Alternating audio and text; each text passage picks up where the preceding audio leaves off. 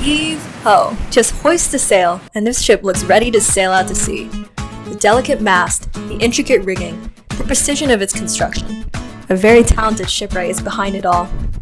Meet the maker, Edmund Doherty, whose craftsmanship knows no limits. A resident of Crowsail Village, Ed enjoys spending time with his family and his wife Mickey, who he met at the University of Florida. As a New Jersey native, he's enjoying the weather down here. Here in North Carolina, you can also find him in the woodshop, an unlikely corner of Crowsail, working on one of his many projects. In his little niche, tools and materials are packed neatly into every available space, ready at a moment's notice for Ed's next creative endeavor. Fellow residents traipse the labyrinthine hallways of Crowsail to find Ed at his station, always willing to lend a helping hand. Whether it's a crumbling chair, a table in need of a buff, miscellaneous furniture, or even more disorderly chairs, Ed's expertise lets him fix it up in no time. His own projects are given the same love and attention. For the Crowsail Craft Fair, Ed decided on artisan cutting boards.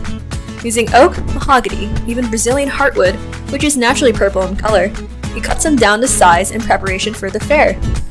Polished to a high gleam, they are ready to go to good homes. Just as expected, the cutting boards sell like hotcakes, and the proceeds all go to charity as fundraising for an Alzheimer's foundation.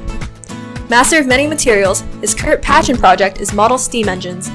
They are powered by compressed air, and each piece is finely tuned with extreme precision. As he tinkers with each piece, it's hard to believe that each wheel or lever started as just another block of solid metal.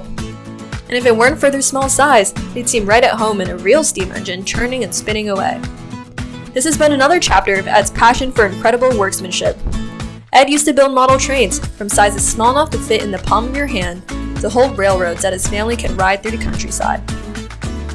In recent years, Ed has also built a whole fleet of model boats, each representing a famous ship of the past, such as the HMS Beagle there on the right side, or the massive model of the USS Constitution, also known as Old Ironsides.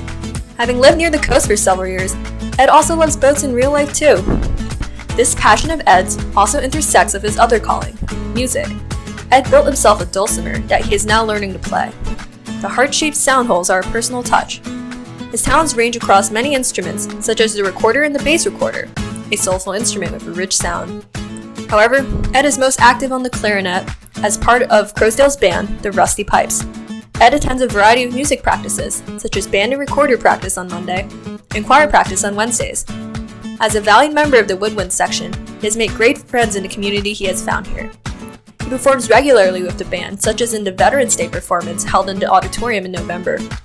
Normally, however, he is in the auditorium for another activity entirely, Tai Chi. Held on Fridays, Ed rarely misses Tai Chi, even leading some of the exercises for the group.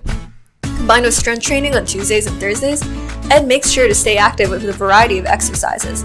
He is a very handy man after all. Ed has always been incredibly involved and shows the same love and attention to his family as well. Met his wife Mickey at the University of Florida where he studied engineering. He still watches their games. Go Gators! He and his wife have 2 daughters that they raised in the countryside in a house that Ed helped to build. No matter where they moved to, he made sure his family lived somewhere with a beautiful view. His daughters, Laura and Anne, have continued a STEM tradition. Laura is a chemical engineer, and Anne is a nurse. Mickey, his wife, is an exception in their family of STEM majors, having studied not just nursing but anthropology as well. Afterwards, she had a series of academic and research accomplishments, with several projects funded through the National Institute of Health, and had doctoral students in nursing and anthropology at the University of Florida. She and Ed regularly have dinners with their friends, such as with Sue Sparks, who she regularly plays ping pong with. When they get a match going, it gets very competitive as they try to outdo each other with a shot even trickier than the last. With his friends, Ed joins in on monthly poker nights, where they play everything from Texas Hold'em to 7-card stud with high-low splits. Last month, Ed came out $3 ahead. For low stakes, that's not too shabby.